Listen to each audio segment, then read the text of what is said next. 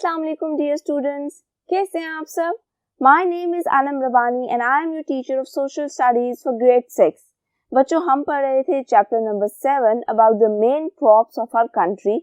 हमने कुछ क्रॉप्स के बारे में बात कर ली थी और बाकी की कुछ क्रॉप्स के बारे में हम अभी बात शुरू करेंगे। तो चलिए पढ़ते हैं।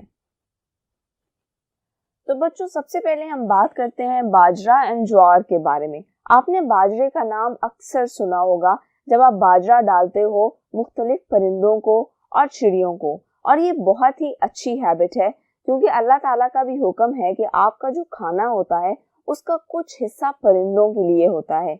इसलिए आप लोगों ने इस बात का ख्याल रखना है कि जहां आप खुद पेट भर के खाना खाते हो, आप परिंदों के लिए भी थोड़ा बहुत खाना अपने टेरेस पे या अपने छत पे रख दिया करो, या फिर थोड़ा बहुत बाजरा खरीद के घर में रख लो और फिर जब भी आपको टाइम मिले आप टेरेस पे पड़े बर्तन में या छत पे बड़े बर्तन में थोड़ा सा बाजरा डाल दो, क्योंकि इससे बहुत ही ज्यादा सवाब मिलता है और अल्लाह आपसे बहुत खुश होता है। So what is bajra actually? These are tough grains that grow in poor soil and require little water. यानी कि इस फसल के लिए आपको ज्यादा मेहनत नहीं करनी पड़ती, इसके लिए पुअर सॉइल भी चलती है। जैसे हमने पहले बात की थी गंदम के बारे में कि उसके लिए हमें फर्टाइल सॉइल चाहिए होती है, यानी कि मिट्टी का जरखेज होना जरूरी होता है। लेकिन बाजरा और ज्वार के केस में मिट्टी का जरखेज होना जरूरी नहीं है, बल्कि अगर मिट्टी इतनी जरखेज नहीं भी है तो भी ये फसल उसमें उगाई जा सकती है, यानी कि poor soil will suffice and requires little water. और इसके अलावा इसकी जो फसल है उसको पानी की भी ज्यादा जरूरत नहीं होती।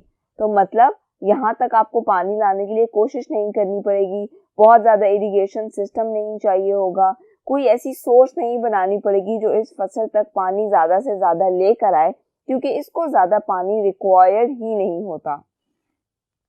Grown mainly for animal feed, ये ज्यादातर किस लिए उगाई जाती है? फॉर एनिमल फीड, यानी कि जानवरों के खाने के तौर पे ये फसलें उगाई जाती हैं। लेकिन ऐसा नहीं है कि इंसान इनको नहीं खाते, बहुत से इलाके ऐसे भी हैं जहां इनको पीस कर जो आटा बनाया जाता है उसकी रोटी बनाई जाती है और वो लोग खाते हैं, और ये बहुत ही ताकतवर होती है। इसको खाना जरा मुश्किल होता है, हजम करना भी थोड़ा मुश्किल होता है, लेकिन इसमें बहुत ज्यादा ताकत होती है, इसलिए कुछ इलाकों के लोग इसको एज ए फीड भी यूज करते हैं। Grown mainly in Punjab and Sindh, और इसके अलावा ये ज्यादातर कहाँ ग्रो की जाती है? इन पंजाब एंड सिंध। हमने जितनी भी क्रॉप्स की बात की, हमने कुछ बातें हर क्रॉप के बारे में की कि वो किस तरह के क्लाइमेट में या किस तरह के एनवायरनमेंट में ग्रो करती है और वो पाकिस्तान के कौन से हिस्सों में ग्रो की जाती है। अब हम बात कर लेते हैं ऑयल सीड्स की, यानी कि वो वाले सीड्स, वो वाले बीज जिनसे ऑयल निकाला जाता है, जिनका ऑयल यूज किया जाता है। So butter is expensive and difficult to transport. So जैसा कि आपको पता है कि बटर यानी कि मक्खन एक्सपेंसिव होता है, महंगा होता है, और उसके अलावा उसको ट्रांसपोर्ट करना भी बहुत मुश्किल होता है क्योंकि इट इज स्लिपरी। इसके अलावा अगर जरा सी भी ज्यादा गर्मी पड़ती है तो ये पिघल जाता है, इसलिए हर जगह आप बटर नहीं पहुंचा सकते। सो लोग यूज करते हैं oil, cooking oil. Cooking oil कहाँ से लाया जाता है? वो निकाला जाता है डिफरेंट फॉर्म्स ऑफ सीड से। जैसे हमने जब मेज की बात की थी, मकई की बात की थी, तो मैंने आपको बताया था कि कॉर्न ऑयल कुकिंग में बहुत ज्यादा यूज किया जाता है क्योंकि उसके बहुत से बेनिफिट्स होते हैं। बिल्कुल इसी तरह डिफरेंट ऑयल सीड्स होते हैं और बहुत से ऐसे सीड्स होते हैं जिनका ऑयल निकाला जाता है। जैसे आपने अक्सर सुना होगा सरसों का भी तेल होता है, तिलों का तेल होता है, इसके अलावा ऑलिव ऑयल होता है। ऑलिव ऑयल भी बहुत फेमस है।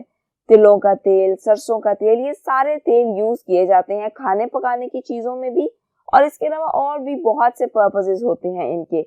जैसे कि कुछ लोग मालिशें करवाते हैं तेलों की, इसी तरह हम अपने बालों में तेल लगाते हैं ताकि हमारे बाल अच्छे हो जाएं, हेल्दी हो जाएं, शाइन करें, और भी बहुत से पर्पसेस हैं जो ये ऑयल्स पूरे करते हैं। कॉस्मेटिक्स में भी यूज किए जाते हैं, यानी कि मेकअप के सामान में भी यूज किए जाते हैं। So different oil seeds have different purposes. होता कुछ यूं है कि इन सीड्स को प्रेस किया जाता है और निकाला जाता है ऑयल, और फिर वो ऑयल यूज किया जाता है फॉर वेरियस पर्पसेस, और कई बार ये ऑयल बहुत एक्सपेंसिव भी होते हैं।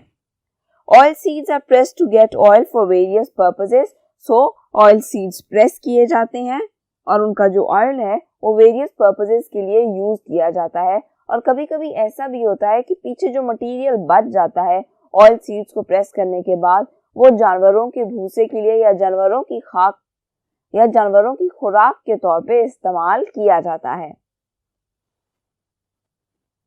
अब हम बात कर लेते हैं फ्रूट्स की। तो फ्रूट्स के बारे में तो आपको पता ही है, यानी कि फल जो कि बहुत ही ज्यादा बेनिफिशियल होते हैं आपकी हेल्थ के लिए।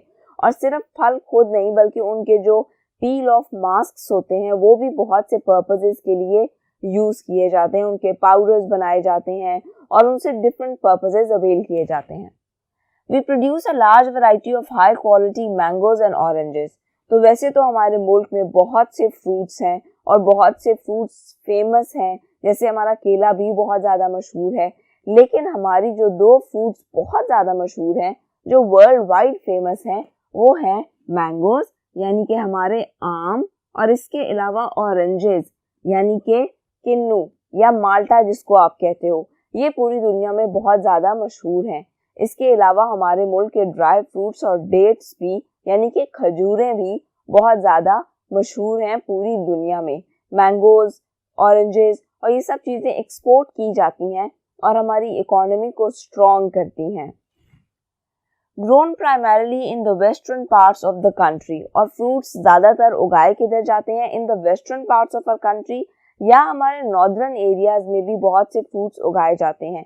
वहाँ पे नॉर्मली ड्राई फ्रूट्स होते हैं क्योंकि वहाँ पे वेजिटेशन, या आप ये कह सकते हो कि वहाँ पे फसलें उगाना थोड़ा मुश्किल है क्योंकि वहाँ पे ज़्यादातर पहाड़ी इलाके हैं, वहाँ पे ठंड बहुत ज़्यादा पड़ती है, वहाँ तक पानी पहुँचाना थोड़ा मुश्किल हो जाता है। इरिगेशन सिस्टम्स वहाँ पे इतने ज़्यादा डेवलप नहीं है जितने के पंजाब और सिंध में, इसीलिए पंजाब और सिंध में ही ज़्यादातर फसलें उगाई जाती हैं। लेकिन हमारे नॉर्दर्न एरियाज़ में भी बहुत से फ्रूट्स उगाए जाते हैं, ड्राई फ्रूट्स उगाए जाते हैं। इसके अलावा वेस्टर्न पार्ट्स ऑफ हमारी कंट्री जो हैं वो भी फ्रूट्स के मामले में बहुत मशहूर हैं। आपकी बुक में एक क्वेश्चन है कि हमारे लिए क्यों ज़रूरी है कि हमारी फ्रूट्स की एक्सपोर्ट्स भी अच्छी हों। तो ये हमारी इकोनॉमी को स्ट्रॉन्ग करता है।